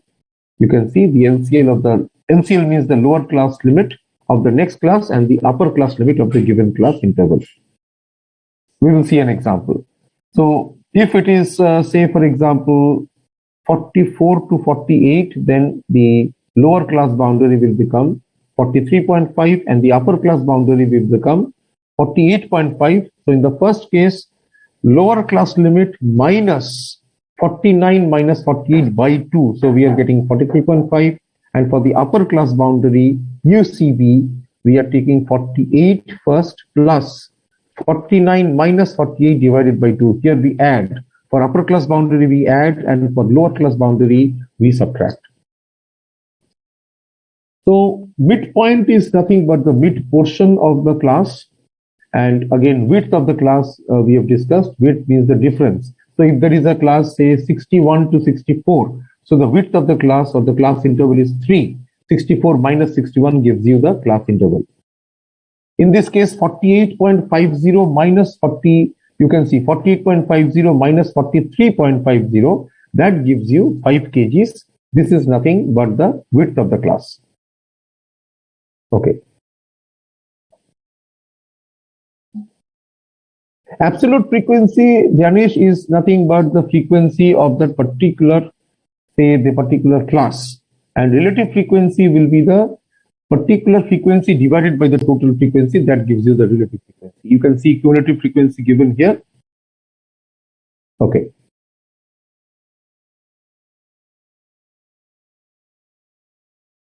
Let us take an illustration here. So, first 30 pages of a statistics book reveals the following printing mistakes. You have to make a frequency distribution of the printing mistakes. Frequency distribution of the printing mistakes, and you can see there are 30 mistakes, 30 pages. So let us look at the what will be the frequency. So you can see there are 30 pages.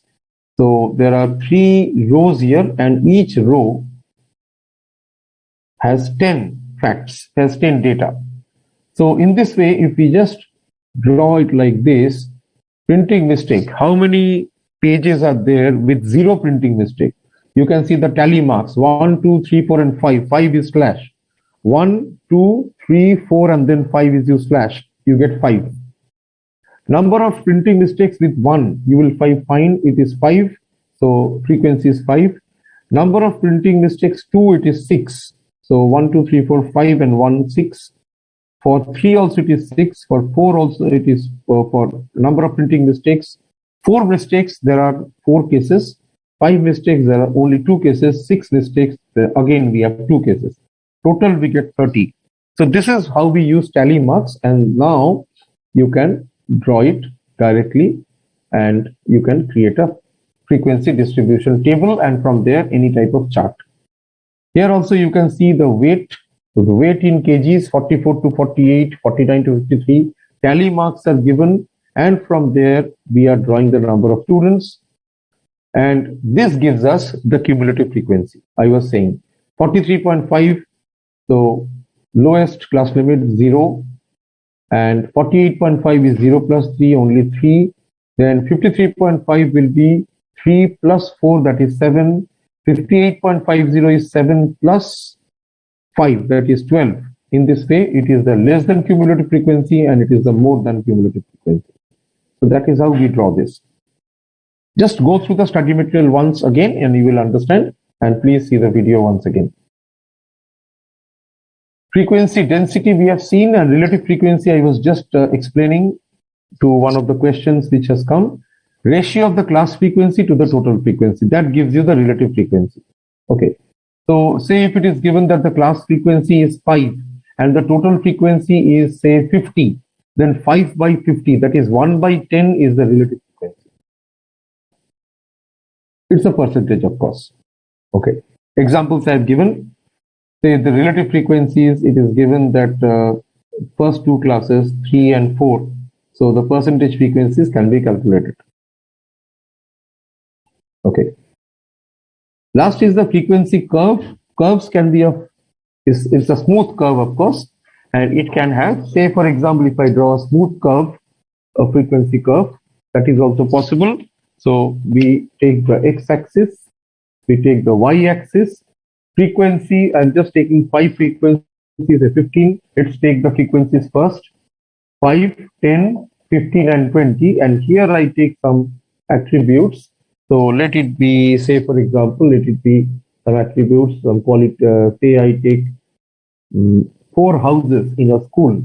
Okay, 4 houses. So it is a red, blue, green, and yellow. So one is here, second one is here, third one is here, fourth is here. So when I draw a freehand curve, as you can see, this freehand curve, this becomes a frequency curve because I'm mapping the frequency. This is the frequency. Okay, this is the frequency. So this curve which you see, it's a freehand curve which passes through all these frequency lines. So this is called a frequency curve. Frequency curve may be of certain types. It can be, this is important from the exam perspective. Please note, it is important, very important from exam perspective. We are now discussing frequency curve. Pushpa, please listen carefully. We are discussing the frequency curve. It is a type of histogram or frequency polygon, but it's a smooth curve. And there are 4 categories. There can be a bell-shaped curve, U-shaped, J-shaped, and it can be mixed. So this comes in the exam almost every year. So types of curve, first is bell-shaped. So please remember, it comes in the question, height, weight, marks, and profit usually will be a bell-shaped curve. So bell-shaped, it's like a bell.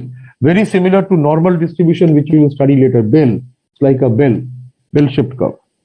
Second is, what happens is on a bell-shaped curve, the frequency starting from low value gradually reaches the high value and then again comes back to the low value. So it is like this, going up. Frequency is going up and then coming down. That is a frequency curve, bell-shaped curve. U-shaped is the opposite. U-shape is like this. It starts from a high point, comes down, and again goes up. Example will be when you are trying to find out the number of train passengers to Kolkata or to Mumbai. So say Mumbai Central, for example, during office hours. Initially, it will be very high. As the time goes on, it will come down. And again in the evening, during the return time, it will go high. So that is a U-shaped curve. So you have bell-shaped and U-shaped. Then we have J-shaped curve. J-shaped starts with very similar to the types of other curves. J-shaped starts with minimum frequency and gradually reaches its maximum frequency at the other extreme. So J starts from minimum and goes up. So it is like this. So if I just draw the curves, so 1 and 2. So first is bell-shaped. Bell-shaped is this. It starts from low, goes up high, and then comes down. So this is bell-shaped, number 1. Number 2 is U-shaped. U is this. So it starts from high position, comes down, and again frequencies go up. This is U-shaped. So one is bell-shaped, the other is U-shaped. Now J-shaped is like this. This is a J because we write J like this. So this is a J-shaped curve. Starts from low frequency, goes up to the high frequency. Okay, so this is a J-shaped curve. And then it can be the mixed curve also. Okay, so you can see in this slide, class boundary is given, frequency is given, and you can see the first one is an example of a inverted U, that is a bell-shaped. The second one on the right hand side is, you can see it is an example of a U-shaped curve. You can see the U-shaped curve. Please go through it carefully. And then you can see that the next is J-shaped, and you have the mixed curve. Mixed curve means any combination of two curves. If you have a J-shaped curve along with a U-shaped curve, together it will become a mixed curve, right? So we have looked at different curves as well. Now we look at the MCQ and try to understand the MCQ. So first one, which of the following statements is false? You can see statistics is derived from the Latin word status. Statistics is derived from the Italian word statute. Statistics is derived from the French word statistique. So none of these. So it is derived actually from the French word statistique, even though status was there, but the word statistics as we know it, it is derived directly from the French word statistique. So option C is correct. Then statistics is applied in what? Economics, business management, commerce and industry, all of this. The statistics has wide applications in all these sectors, right from economics, management, marketing, and therefore all of this. Question number 3 answer is D. Then annual income of a person is what? Is it an attribute, a discrete variable, a continuous variable, or B or C? Now income cannot, you see, annual income, if we say annual income, ideally it is only going to take specific values. For example, annual income cannot be negative. Therefore, we will take it as a discrete variable. Next, we have number 12. The data collected on the height of a group of students after recording their heights with a measuring tape is what? Now, if the question says, if we are collecting the height of a group of students, okay. There's one, Bhumika has said COVID-19 cases curve is a mixed curve. Yes, very good, very good. Okay. Okay, Mayur, I have already explained how to draw the less than frequency and more than frequency. It is just adding the frequencies. I'll just do it once again. Just see the adding of the frequencies. It is like this. So say it is given 30 to 40, 40 to 50, 50 to 60, 60 to 70. I'm just taking approximate classes. And the frequency is given 7, 9, 10, and 6. Okay. 7, 9, 10, and 6. So total frequency F is equal to 10 plus 6, 16. 16 and 9 is 16 and 9 is 25, and 7 is 32. So I am calculating cumulative frequency now. Please see this carefully. 7. So I'm writing 7. 40 to 50, cumulative frequency less than 7 plus 9, 16. Cumulative frequency 50 to 60, 16 plus 10, 26. 26 and 6, 32. So this is the frequency. This is what? This is basically the less than frequency. Now the other table, if I draw, it's the more than frequency. More than frequency means what? How many people? Here I was drawing how many people are having heights between, say, weight between 30 to 40. Answer is 7. So now if I ask how many people are having weight which is more than 40. So it will become how much? Out of 32, only 7 are between 30 and 40. So more than will be 32 minus 7, which will be 25. So we will get 25. Now question is, if 25 people are having more than 30 to 40, 40 to 50, how many people are more than that? So we will have 16. Then third question is, so 30 to 40 we have done, then accordingly you can find out 50 to 60, how many people have more than that? 6. And 60 to 70 it will be, so you can see we have got, just a moment. So more than 30 to 40, 30 to 40, more than that, you can see between 30 to 40 we have 7. 40 to 50 we have 16, 50 to 60 is more than that is 26, and 60 to 70 we have 32. This is the, sorry, the less than curve. The less than frequency distribution. Cumulative, this is cumulative frequency, less than. And in the more than, again, just if you reverse it, you will get the more than frequency. So 30 to 40 we have 7 actually, and if up to, if I say up to 30 to 40, how many are there? It is 7. Up to 50, how many are there? 7 plus 9, 60. So if you reverse it, you will get the more than frequency. This is the less than frequency. And from here, the less than frequency curve can be drawn in this way, which will basically be a J-shaped curve. It is going to be a J-shaped curve. Okay. Now, annual income of a person, we have already seen, this is a discrete variable. The data, number 12, the data collected on the height of a group of students. Now, when the group of students, we are directly calculating their height with the measuring tape, then it becomes a primary data for us. Answer is A, 12A. Number 16, in case of a rail accident, the appropriate method of taking the data collection is by what?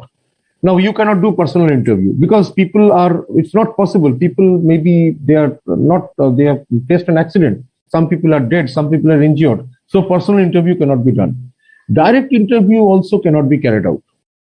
Okay, but indirect interview means some people who have seen the crash, or some, maybe the railway authorities, they can provide some data. So indirect interview. Number 19, some important sources of secondary data.